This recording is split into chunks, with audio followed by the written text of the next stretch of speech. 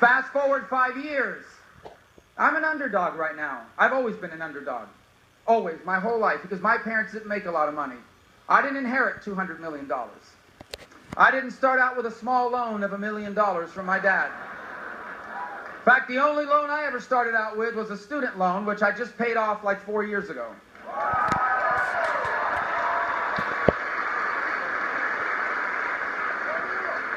I've never met her, but I paid Sally Mae a lot of money.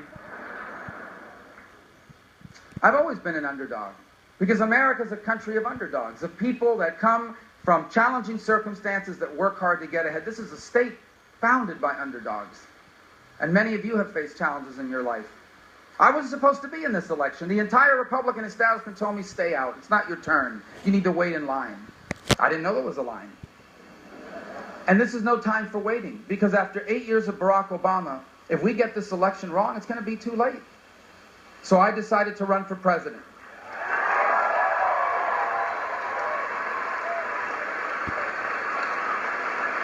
I decided to run for president because I do not want the Reagan Revolution to end. Because 36 years ago, Ronald Reagan defined what it meant to be a conservative for my generation and for yours. And America's been better for it. And this election is about defining what does it mean to be a conservative in the 21st century. Because ultimately, we have to decide what is America going to be in the 21st century. That's why I feel so passionately about this race. Now, last night we had a debate.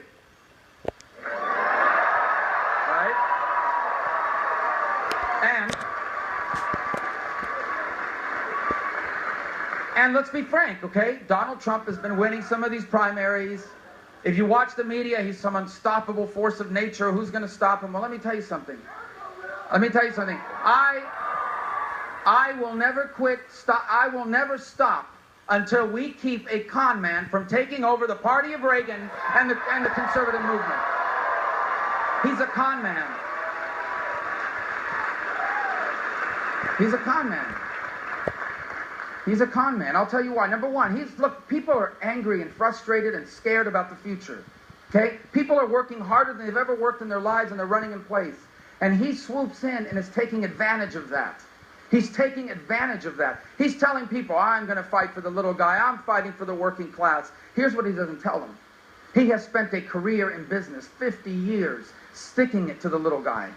Sticking it to the little guy. When his companies went bankrupt, the first people that didn't get paid were the subcontractors, the plumbers and the pipe fitters and the people that laid bricks and all those people that work for a living. They didn't get paid. He got his money. They didn't get theirs. He's going around telling people, oh, I'm fighting to keep other countries from taking our job. What is he talking about? You ever bought a Trump tie? If you buy a Trump tie, you're not just getting a tacky tie. You're buying a tie made in China or in Mexico.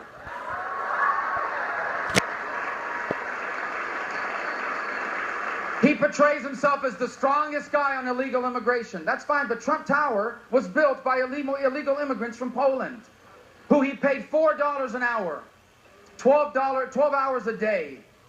Okay, a judge found that he was involved in a conspiracy to defraud these workers of their pay. Even now in Florida, he has a hotel or something down there.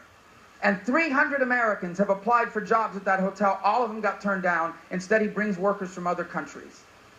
He acts like he's some sort of tough guy. He's not a tough guy. This is the first guy that asked for Secret Service protection. First guy.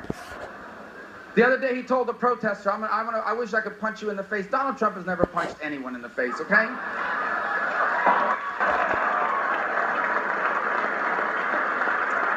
This guy was born into money, raised into money, and inherited $200 million. He's never punched anyone in the face. He's not a tough guy. Now, so I had to point all that out yesterday. He has no ideas about anything. They asked him about health care. He has no health care plan. His health care plan has something to do with some lines around states. And by the way, he kept repeating it like over and over again, right? And then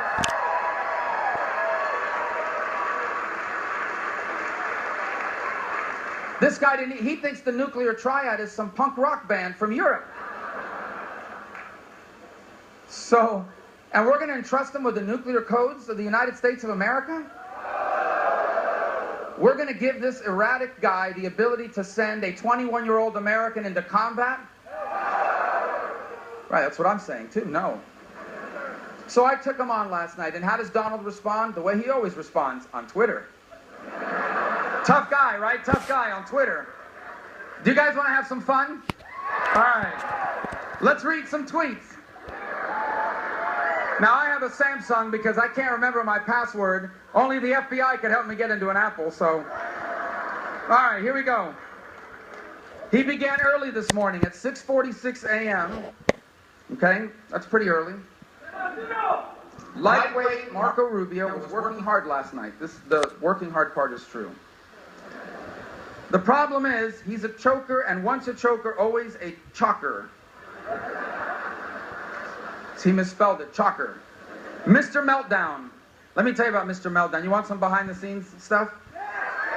We had 2 commercial breaks in the middle of all this combat, you know, on the stage. He looked like he was in panic mode in the back. First, he took out like this little makeup compact. I caught him. He's like, right here. Because he had like a sweat mustache. And then he asked for a full-length mirror. Why do you need a full-length mirror? The podium goes up to here. So I said earlier, well, maybe he was worried that his pants were wet or something. I don't know. So he wanted to see.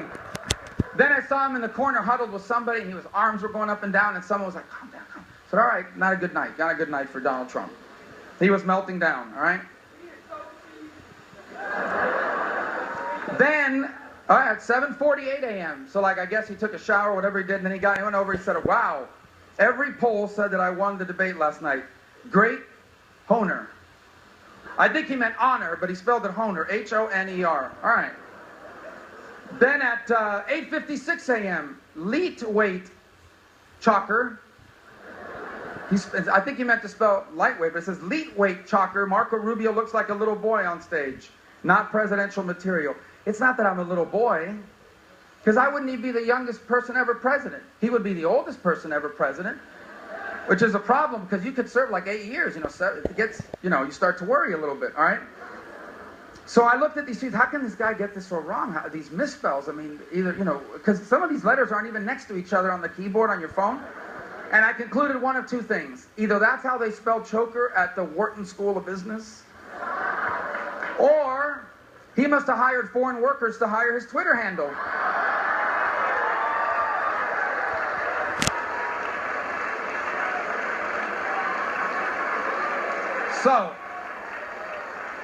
So we are not going to lose. We are not going to lose the party of Reagan, and we are not going to lose the conservative movement to a con man.